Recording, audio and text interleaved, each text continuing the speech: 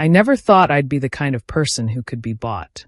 But when my boss offered me $10,000 to befriend her daughter, I said yes.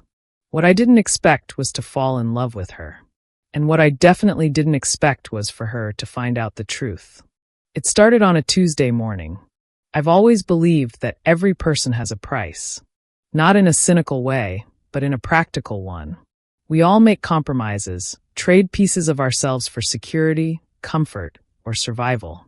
I just never imagined mine would be $10,000 and a broken heart. The fluorescent lights in the office hummed their usual monotonous tune that Tuesday morning. I was 3 hours deep into a presentation for a client who wanted to sell organic dog food, like it was a luxury sports car, when I heard the click of heels approaching my cubicle. Expensive heels. The kind that announced their wearer's importance before they even spoke. Holly. I looked up to find Evelyn Clark standing at the entrance of my tiny workspace, her perfectly tailored navy suit making my clearance rack blouse feel even cheaper than it was. In the 2 years I'd worked at Sterling & Associates, my boss had never once visited my cubicle. People were summoned to her office, not the other way around. Mrs. Clark. I straightened immediately, my heart already picking up speed. My office. Now. Her voice was calm, but there was something underneath it. Something that sounded almost like desperation, though I couldn't imagine Evelyn Clark desperate for anything. I followed her through the maze of cubicles, feeling the curious stares of my co-workers burning into my back. The walk to her corner office felt longer than usual, each step heavy with dread. Was I being fired? Had I screwed up the Peterson account?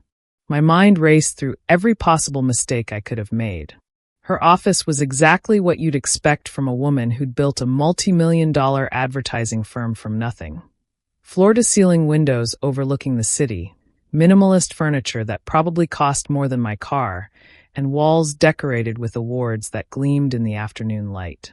She closed the door behind us with a soft click that somehow felt final. "Sit," she said, but she remained standing, her fingers drumming against her desk in an uncharacteristic display of nervousness. I sat, my hands clasped in my lap to keep them from shaking. For a long moment, she just looked at me, really looked at me, as if she were trying to see past my carefully constructed professional facade. When she finally spoke, her voice was quieter than I'd ever heard it. "I need to ask you something personal, Holly. And before you answer, I want you to know that I'm aware of how inappropriate this is. I'm aware that it crosses every professional boundary we have. But I'm also desperate, and desperate people do desperate things." My throat went dry. "Okay." She took a breath, and for the first time since I'd known her, Evelyn Clark looked vulnerable. "I have a daughter, Grace. She's 26, brilliant, and completely lost.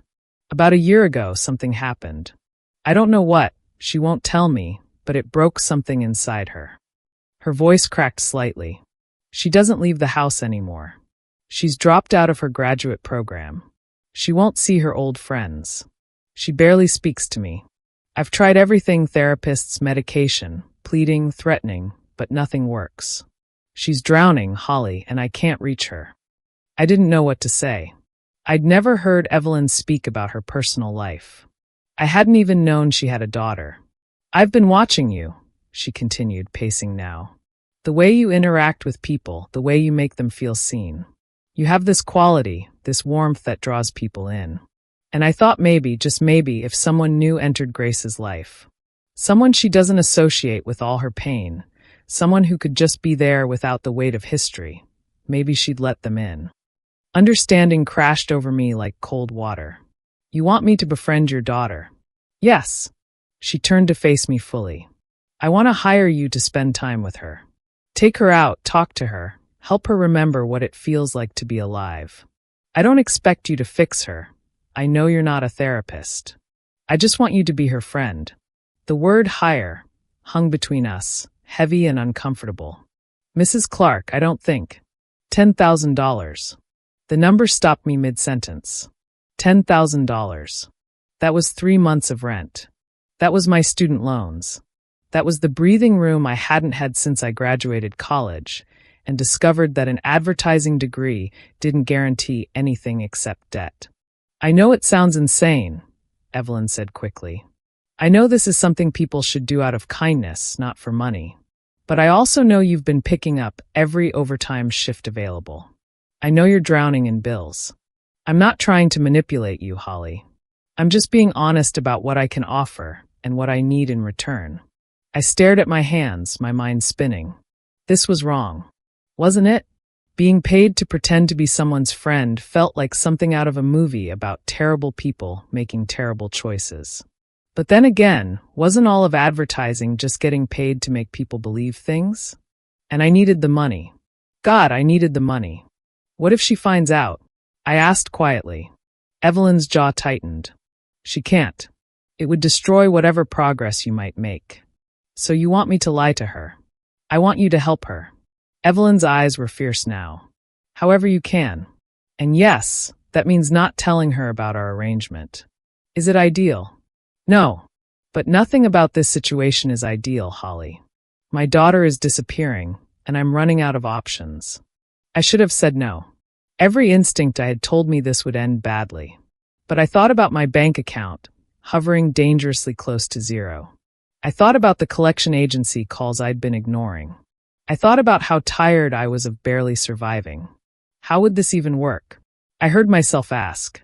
Relief flooded Evelyn's face. I'll give you her address. You'll introduce yourself however you want.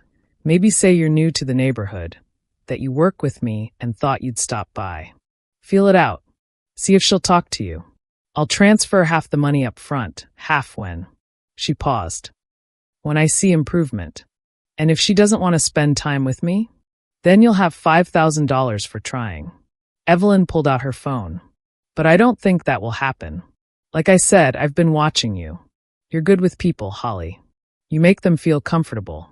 That's why I chose you. The word chose sent a shiver down my spine. How long had she been planning this? I need to think about it, I said, even though part of me already knew what I would decide. Evelyn nodded. Take the rest of the day. But Holly? She looked at me with an intensity that made me want to look away. My daughter is the most important thing in my world. If you do this, you have to actually try. I'm not paying you to go through the motions. I'm paying you to care. I understand. But as I left her office and returned to my cubicle, I wasn't sure I understood anything at all. The rest of the day passed in a blur. I went through the motions of work, responding to emails and pretending to focus on presentations, but my mind was elsewhere. By the time I got home to my tiny studio apartment, I'd almost convinced myself to say no. Almost. I looked around at my life.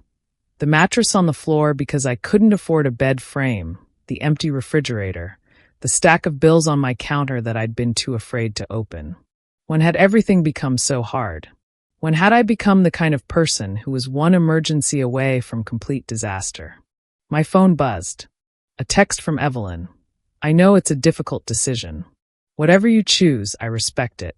But please know that this could change her life. And maybe yours too. I stared at that message for a long time. Then I typed back, I'll do it. Her response came immediately. Thank you. I'll send you the details tomorrow. I set my phone down and stared at the ceiling, wondering what I'd just agreed to. Wondering if I'd just made the biggest mistake of my life. Saturday afternoon, I stood outside a beautiful brownstone in one of the city's nicest neighborhoods, my heart hammering against my ribs. I'd changed my outfit 4 times before settling on jeans and a casual sweater, something that said friendly and approachable, without trying too hard. The address Evelyn had given me wasn't the family home, but a separate residence she'd apparently set up for Grace. She needed her own space. Evelyn had explained during our brief meeting yesterday when she'd transferred the first $5,000 into my account. Somewhere she could be alone without feeling like I'm watching her every move. I raised my hand to knock, then hesitated. I could still walk away. I could transfer the money back and pretend this never happened. But then the door opened, and I found myself face to face with Grace Clark. She was beautiful in a way that caught me off guard. Not the polished, intimidating beauty of her mother, but something softer, sadder. Dark brown hair pulled into a messy bun, oversized gray sweatshirt hanging off one shoulder, and eyes that looked like they held 1,000 untold stories. But it was the exhaustion in those eyes that struck me most. The kind of tired that sleep couldn't fix. "Can I help you?" Her voice was hoarse, like she hadn't used it much lately. "Hi," I said, trying to sound casual despite my racing heart. "I'm Holly. I work with your mom at Sterling and Associates. I was in the neighborhood and thought I'd introduce myself. She mentioned you lived around here." Grace's expression didn't change, but something flickered behind her eyes. Suspicion, maybe. Or just exhaustion at having to deal with another person. "That's weird," she said flatly. "My mom doesn't usually send her employees to check on me. She prefers to do that herself, repeatedly." I felt my cheeks heat. She didn't send me, exactly. I've been in the city for a year now and haven't really made many friends outside of work. And your mom mentioned you liked books and coffee, and so do I, so I thought. I trailed off, letting the lie hang between us. She studied me for a long moment, and I forced myself not to look away. Finally, she sighed. "Look, I appreciate whatever this is, but I'm not really in the market for new friends right now. No offense." "None taken," I said quickly. "But maybe just coffee? One time. If you hate it, I'll never bother you again. I promise." I don't know what made me push. Maybe it was the $5,000 already in my account. Maybe it was the image of Evelyn's desperate face. Or maybe it was something in Grace's eyes that made me want to stay, want to know what had put that sadness there. Grace looked at me like I was a puzzle she couldn't quite figure out. Then, surprisingly, she stepped back from the door. "Fine. One coffee. But I'm not putting on real pants for this." I couldn't help but smile. Sweatpants are perfectly acceptable coffee attire. Good. Because these are the only pants I own anymore. It was said like a joke, but something in her tone suggested it might actually be true. 20 minutes later, we sat across from each other in a small cafe downtown, the kind with mismatched furniture and local art on the walls. Grace had indeed kept her sweatpants on, pairing them with an oversized denim jacket that might have been stylish, or might have just been the first thing she grabbed. I couldn't tell. She ordered an iced coffee despite the autumn chill, and I got a cappuccino I didn't really want. The silence between us was heavy, awkward in a way that made me second-guess everything. "So, I started. Your mom says you studied literature?" Grace's expression hardened slightly. "My mom talks about me a lot, apparently." "Not really," I backtracked quickly. "Just mentioned it once. I think she's proud of you. Proud of who I used to be, maybe." Grace stirred her coffee mechanically. "Not who I am now." There was so much pain in those words that I felt it in my chest. "And who are you now?" She looked up at me, really looked at me for the first time. "I don't know. That's the problem." The honesty in her answer surprised me. I'd expected walls, defensiveness, maybe hostility. But there was just weariness. Like she was too tired to pretend anymore. "I think that's okay," I said softly. "Not knowing. I don't think any of us really know who we are. We're just making it up as we go." A ghost of a smile crossed her face. "That's either very wise or very depressing. Can it be both?" This time, she actually smiled. It was small, fleeting, but real. And something inside my chest loosened. We talked for another hour, carefully navigating around anything too personal. She told me about the books she'd been reading, mostly depressing literary fiction that seemed to match her mood. I told her about the ridiculous advertising campaigns I worked on, exaggerating the absurdity to make her laugh. And she did laugh, once or twice, short bursts of sound that seemed to surprise her as much as they surprised me. When we finally left the cafe, the sun was starting to set, painting the sky in shades of orange and pink. "Thank you," Grace said as we stood on the sidewalk, "for being normal. Everyone else who tries to talk to me treats me like I'm made of glass. You just talked to me." Guilt twisted in my stomach. "Well, I meant what I said. I really am looking for friends in this city." "Then I guess you can come back," she said, shoving her hands in her pockets. "If you want. No promises that I'll be good company. I'll take my chances." As I walked home that evening, I tried to ignore the weight in my chest. I told myself this was just a job. I was helping someone, getting paid for it, and there was nothing wrong with that. But Grace's sad eyes stayed with me long into the night, and I couldn't shake the feeling that I'd just stepped onto a path I couldn't come back from. I just didn't know yet how right I was. The next 3 weeks passed in a strange rhythm that became almost comfortable. I showed up at Grace's door every few days, sometimes with coffee, sometimes with books I thought she might like, sometimes with nothing but an excuse to get her out of the house. She said no more often than she said yes. Some days, she wouldn't even open the door, just texted me that she couldn't today, maybe tomorrow.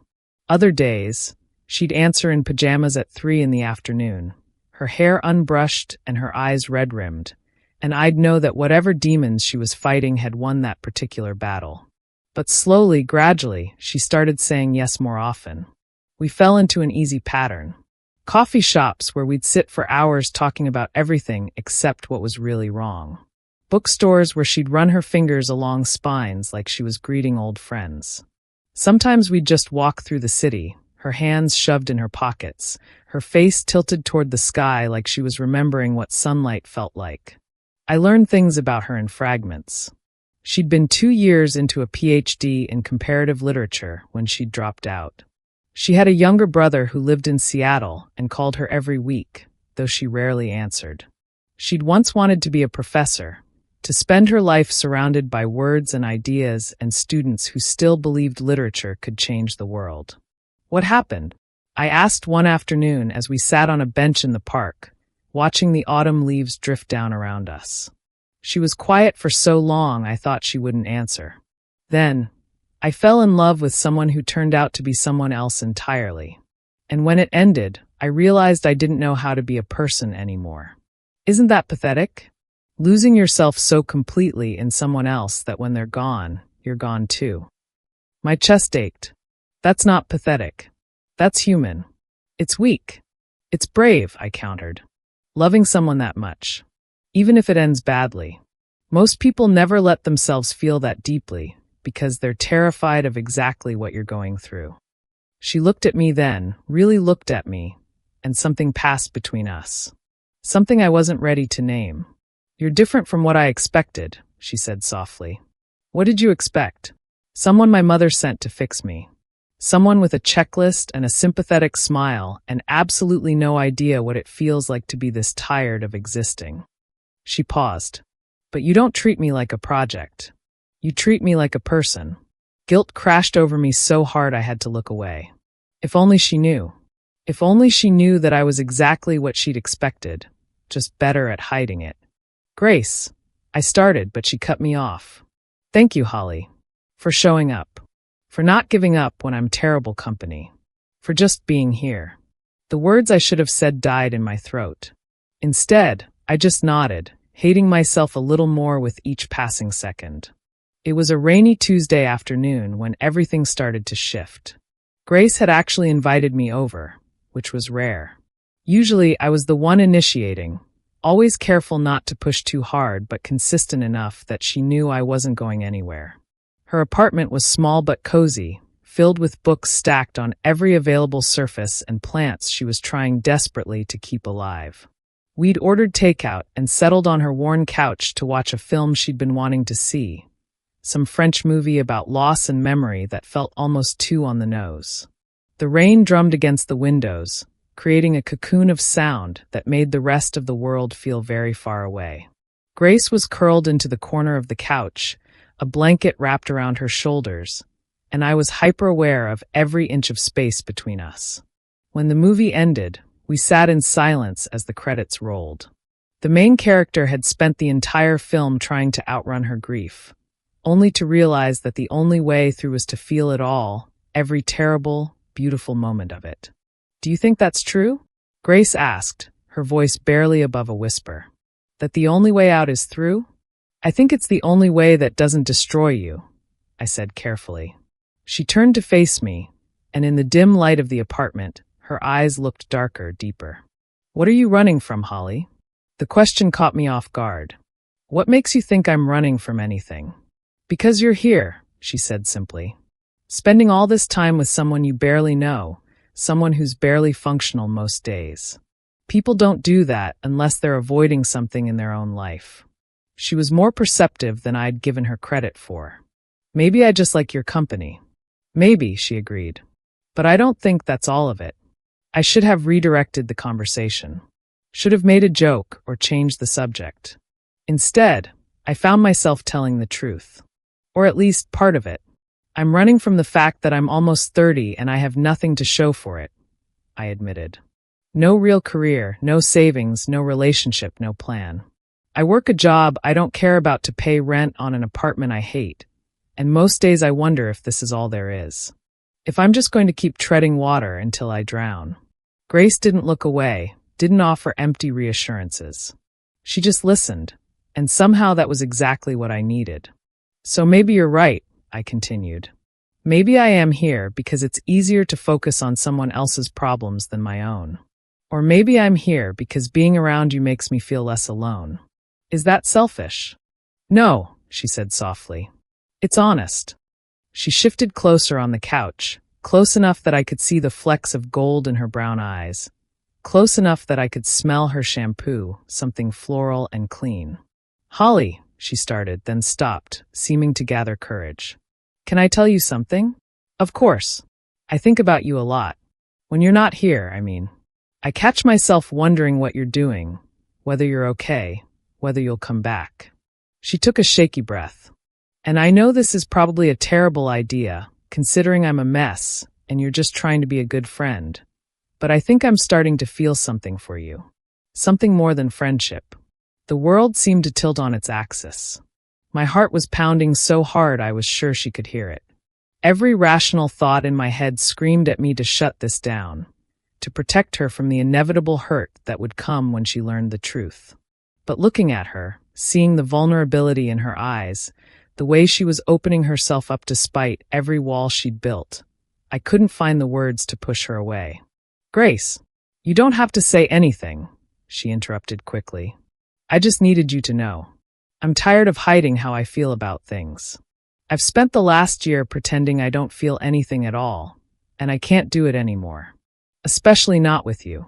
I feel it too, I whispered, the words escaping before I could stop them.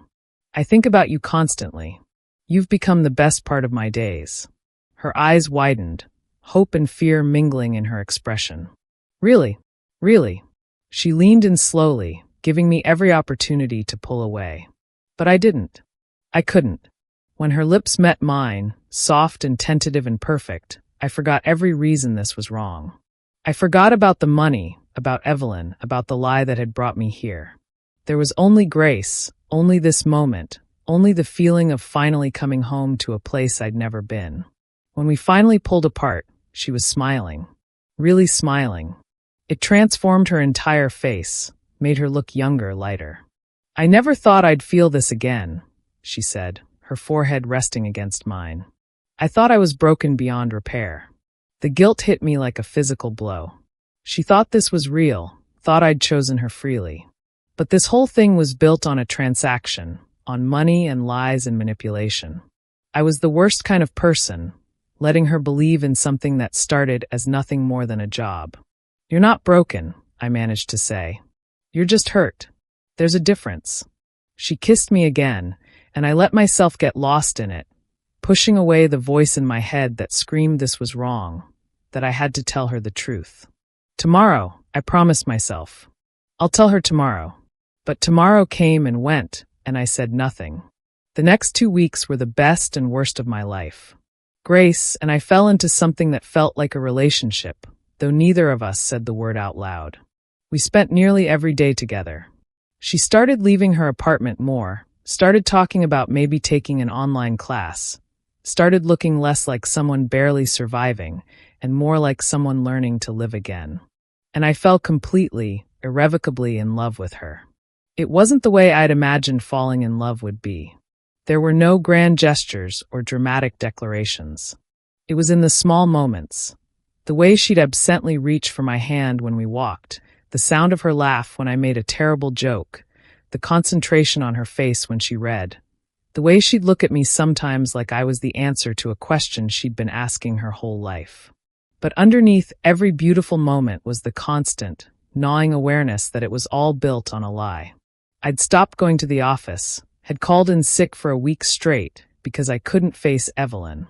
She'd texted me twice asking for updates, and I'd sent back brief responses. She's doing better, making progress. The second half of the payment had hit my account 3 days ago. $10,000 total for befriending her daughter. I'd stared at that number on my phone screen and wanted to vomit. It was a Saturday morning, and we were at Grace's apartment making breakfast together, when everything started to unravel. She was humming while she scrambled eggs, wearing one of my t-shirts, her hair messy from sleep. The domesticity of it all made my chest ache. "I'm thinking about calling my advisor," she said suddenly. "Professor Chin. Just to see if there's any possibility of returning to the program next semester." I froze in the middle of flipping a pancake. "Really? Yeah." She glanced at me, a shy smile on her face. "You've made me remember why I loved it in the first place. Why I wanted to spend my life studying stories and what they mean. I'm not saying I'm completely ready, but maybe I'm getting there." "Grace, that's amazing." She set down the spatula and came over to me, wrapping her arms around my waist. "It's because of you. You know that, right? You showed up and reminded me that life could be good again. That I could be good again." The words were like knives. I pulled her closer, burying my face in her hair, trying to memorize this moment before everything fell apart. "I love you," she whispered against my shoulder.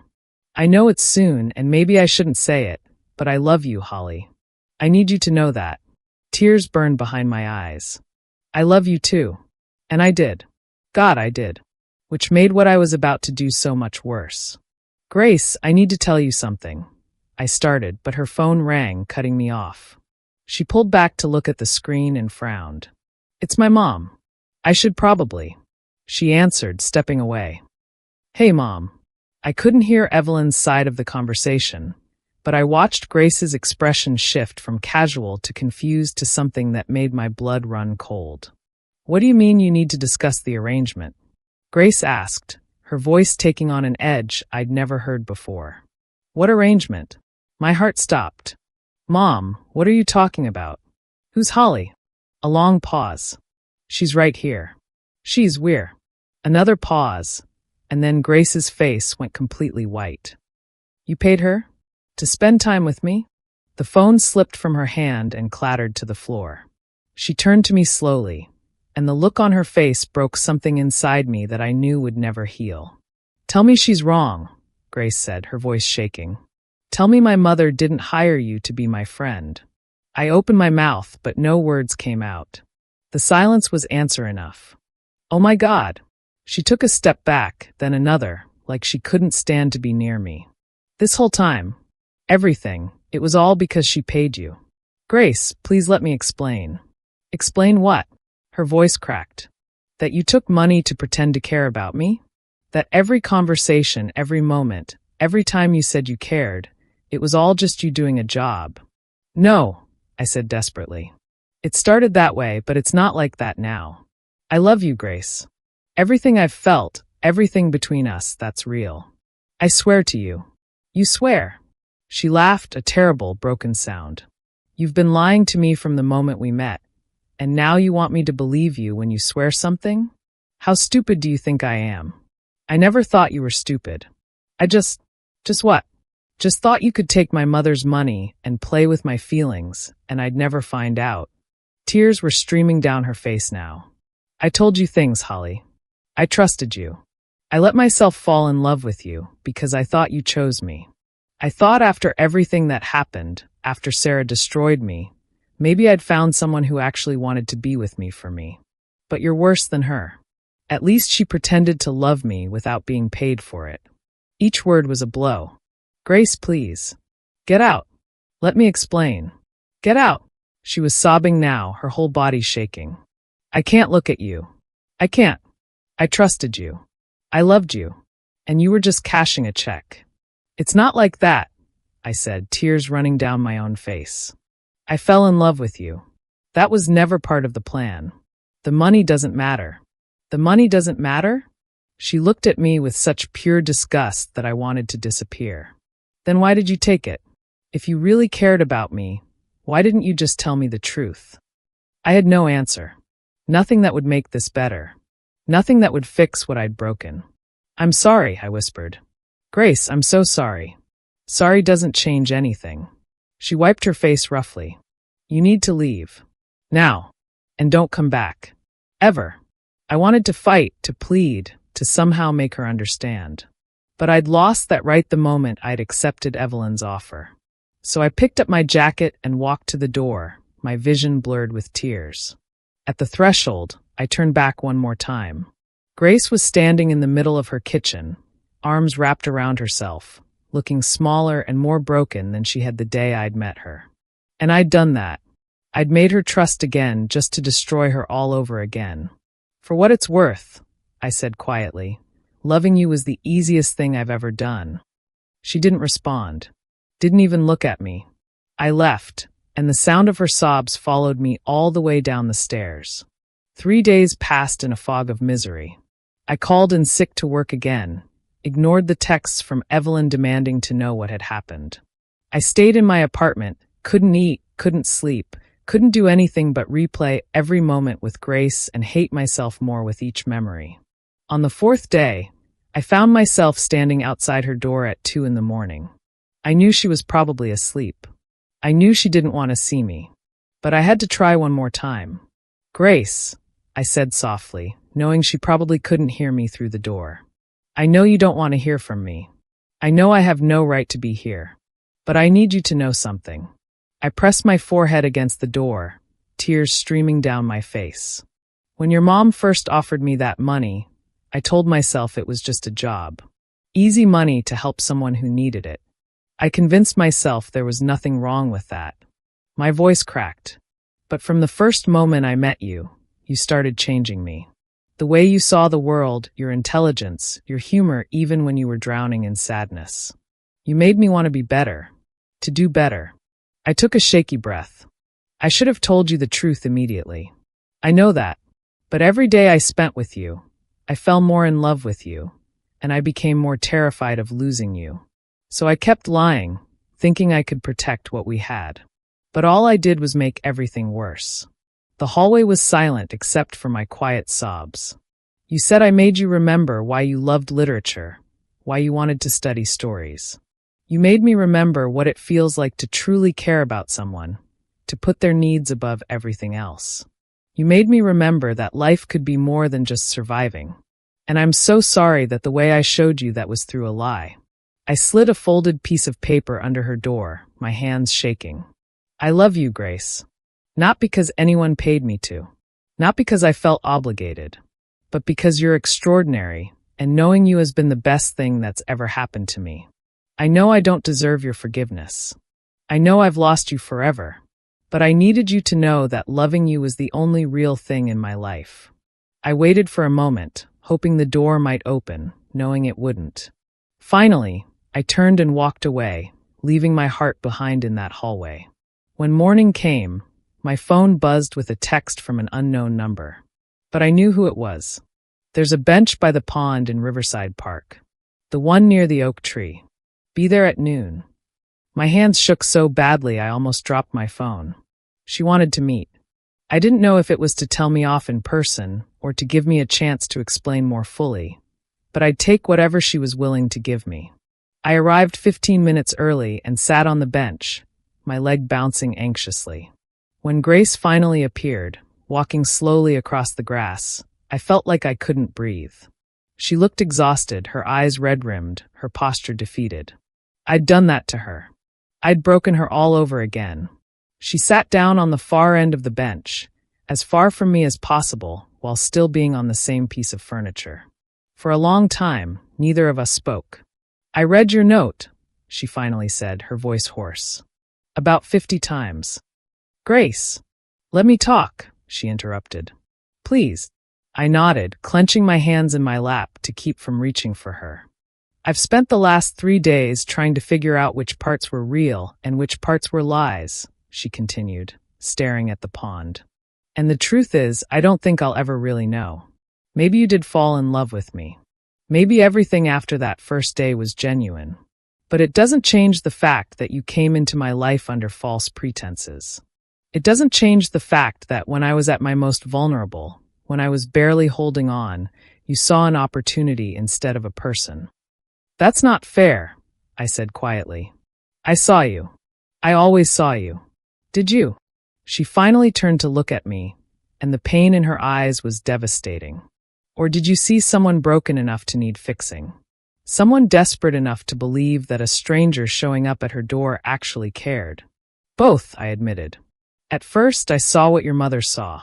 Someone struggling, someone who needed help. But Grace, it took maybe an hour before I started seeing you as more than that.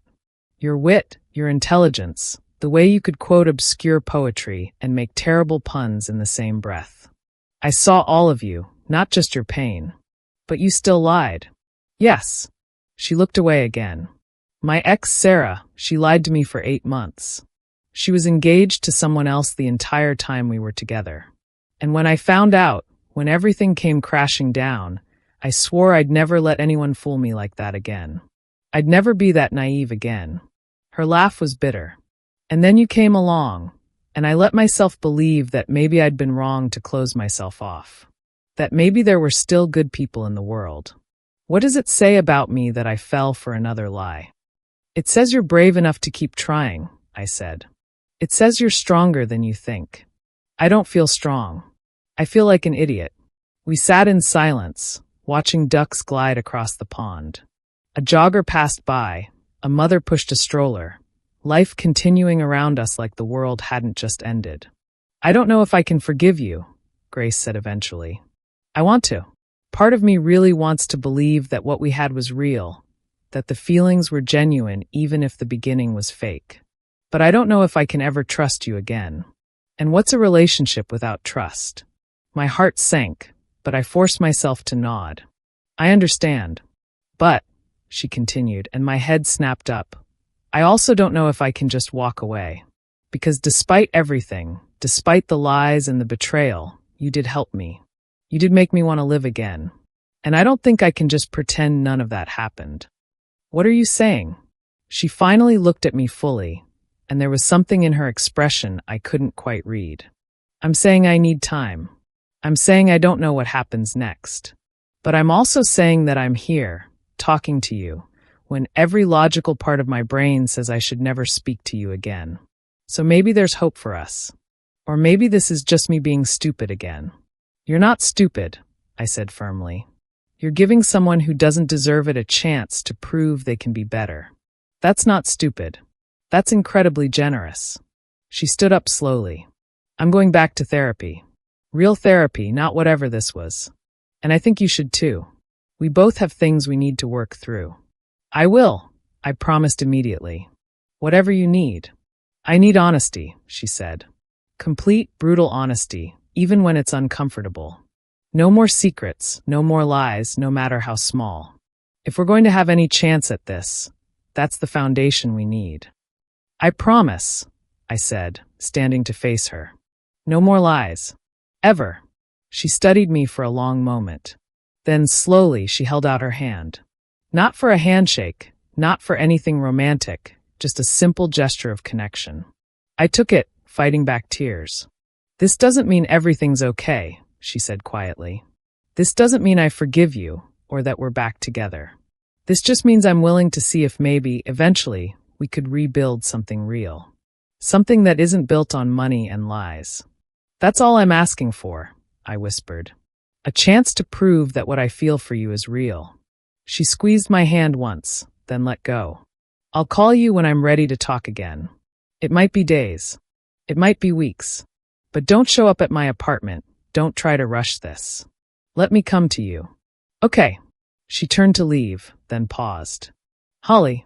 Yeah. For what it's worth, I think part of me still loves you. I just don't know if that's enough. She walked away, and I stood there watching until she disappeared from view. It wasn't the ending I'd hoped for. But it wasn't the ending I'd feared either. It was something in between, something uncertain and fragile, and maybe, just maybe, salvageable. 2 weeks passed. Then 3. Grace didn't call, didn't text. I went back to work, faced Evelyn's cold fury when I transferred the full $10,000 back into her account. "I don't want your money," I'd told her. I never should have taken it. She'd looked at me with something that might have been respect.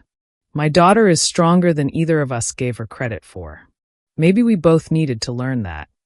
I started therapy like I'd promised, working through my own issues with self-worth and why I'd thought selling pieces of myself was acceptable. It was hard, uncomfortable work, but necessary. And then, on a Tuesday afternoon exactly 23 days after our meeting in the park, my phone rang. "Hi," Grace's voice said softly. "Are you free?" My heart leapt. "Yes, always for you. There's a new bookstore that opened downtown. I thought maybe we could check it out together. No pressure, just 2 people looking at books." I smiled despite the tears in my eyes. "I'd love that. Holly," she paused. "Thank you for waiting. And for not giving up. Thank you for giving me a chance to prove I'm more than my worst mistake." When we met outside the bookstore an hour later, things were different. Careful, tentative, fragile. But when she smiled at me, really smiled, I saw possibility. Not a guarantee, not a promise that everything would work out, but possibility. And sometimes that's all love needs to grow. We walked into the bookstore side by side, not quite touching, but not quite separate either. And for the first time in weeks, I felt like maybe I could breathe again. Maybe the most beautiful love stories don't begin in perfect honesty. Maybe they begin in mistakes and misunderstandings and the messy work of choosing each other anyway, of building something real from the ashes of something broken. I'd started this journey for all the wrong reasons, but somehow, impossibly, I'd found something worth fighting for. And I was going to spend every day proving that love built on truth, no matter how painful, was worth more than anything money could ever buy. I've learned that sometimes love finds us in the most unexpected ways. Sometimes the path to something real leads through mistakes and broken trust. But if both people are willing to fight for it, to choose honesty over comfort and truth over fear, maybe even the most complicated beginning can lead to a beautiful ending. Have you ever made a choice you regretted? One that almost cost you everything? Or maybe you've been in Grace's position. Hurt but brave enough to give love another chance? If this story touched your heart, don't forget to like, subscribe, and hit that notification bell for more emotional love stories. Thank you for being here with me, and remember, love is always worth fighting for.